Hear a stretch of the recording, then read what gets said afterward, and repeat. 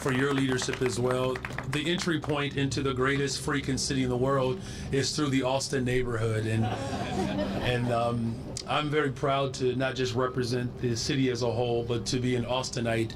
And one day I'll be so powerful that I can give a speech. I can just run off like Congressman Davis does to save the world.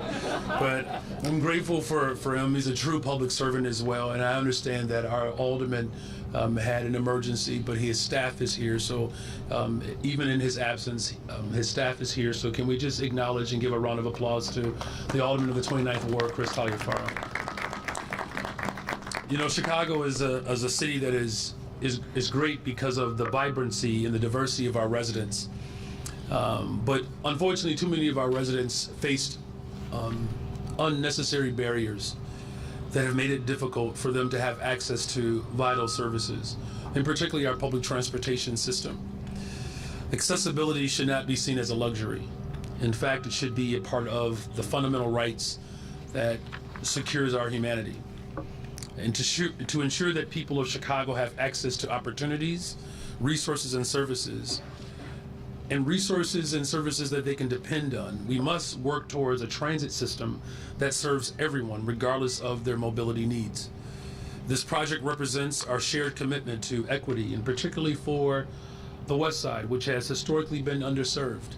In fact, the Green Line is one of the most impressive lines in America because it touches both the West and South Sides. And these improvements that are being made are meaningful, and they're going to make the difference in people's daily lives. And it won't just be for residents with disabilities. It'll be for our visitors with disabilities, our senior citizens, including those who acquire disabilities as they age. And now that I'm 49 years old, I'm becoming especially more sensitive to some of those things that you're not able to do at 49 that I could do at 48. But people who do become disabled as a result of other unfortunate aspects, like gun violence, community violence, and so much more. Today's announcement is speaking to the not just diversity of our city, but our commitment to increase accessibility to everyone. As we work to expand the opportunity in each of our neighborhoods, including on the west side of Chicago, this station is truly a hub, not just for our community, but for our entire city. And through this station, we increase access for people with disabilities to our beautiful neighborhood of Austin, again, and to access jobs, access to our schools, access to our city's cultural gems. It is another stellar example of how we increase access and remove a barrier. It becomes more accessible and available to not only, again, to the city's disability community, but to everyone. And when this station was first built, it was not accessible. And through the dedication and collaboration and advocacy and even protest, by our city's disability community, which are now a part of Chicago's history, our CTA is now more accessible. In closing, when this transformative investment is completed, this station will be accessible and will have a brand new elevator and a ramp. I just want to be very clear about what we're getting. A brand new elevator and a ramp, y'all. So this project truly represents our shared commitment to equity, and again, especially on the best side of town, the west side. And today's groundbreaking is symbolic of our investment in making Chicago an accessible place for everyone. Today matters because it's not just a symbol, but it is really a reflection of my administration's commitment to accessibility, public transportation, and our fight to make sure that the threats against our disability community and civil rights, make no mistake that the city of Chicago will never waver when it comes to our commitment to people who have been placed on the margins. And so Chicago's disability community, please know that my entire administration is here with you and for you. I do want to give a special shout out to Senator Duckworth, who could not be here today, but she has been a true champion for public transportation, but particularly making sure that our public accommodations are accessible. And I'm proud to partner with her.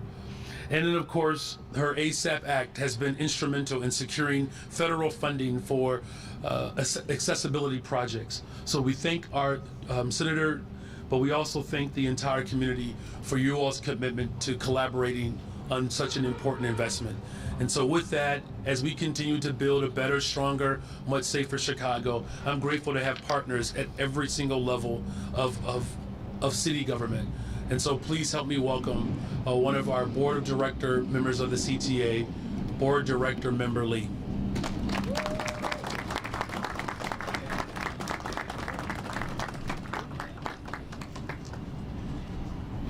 Give me just 1 second to adjust my wheelchair, y'all. Can you hear me okay? All right.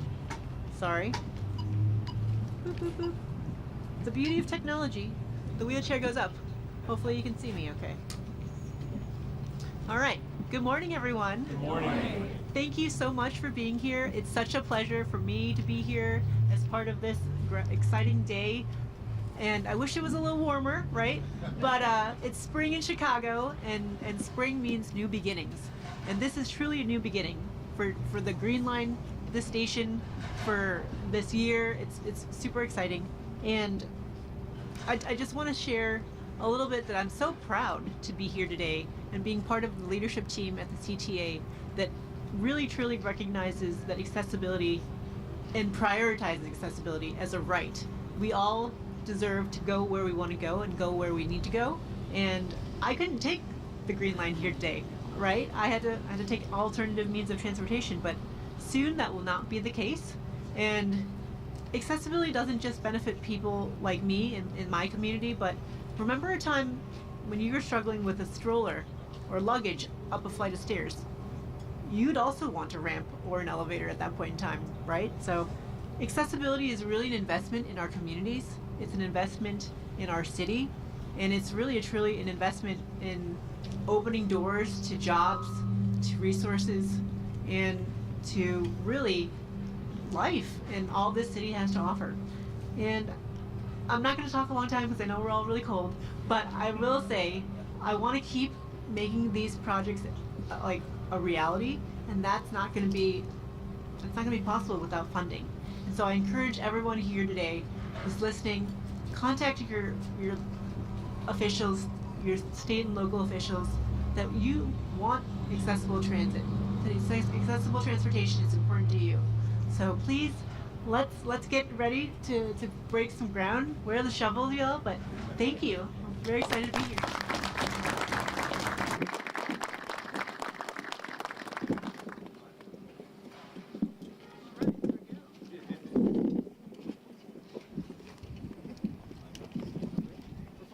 If you could remain seated so that the cameras can still record, that'd be great. Thank y'all so much.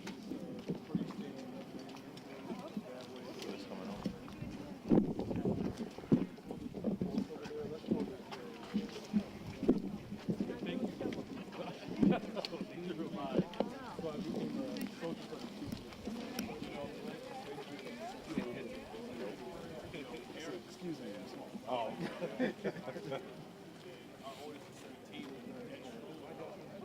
Where's John?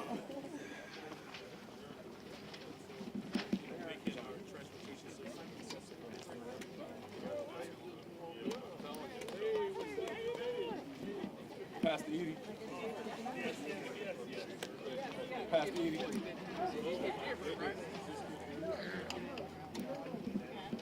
Yeah, come on.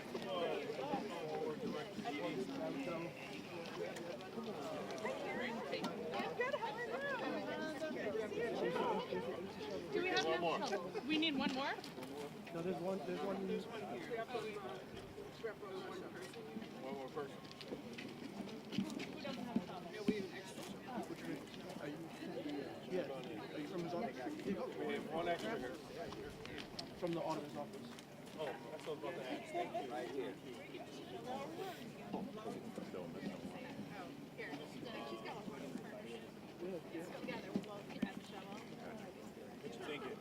Everyone, look right here first.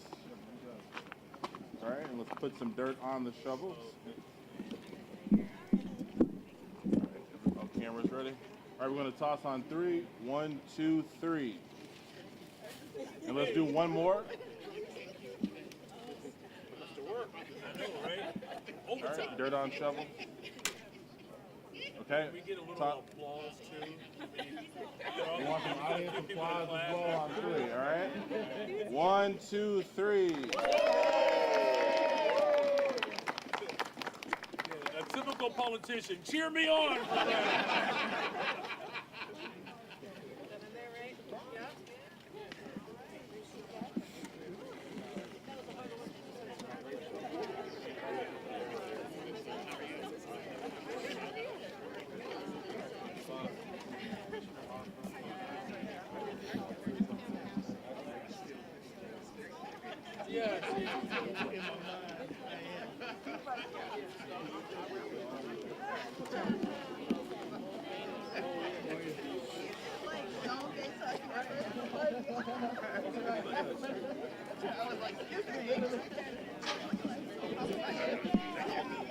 How you feeling today? Good.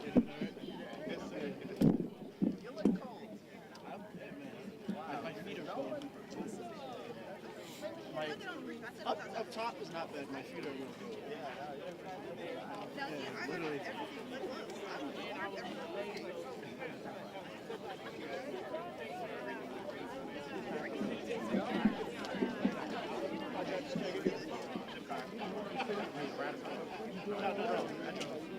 But they used to take the turn.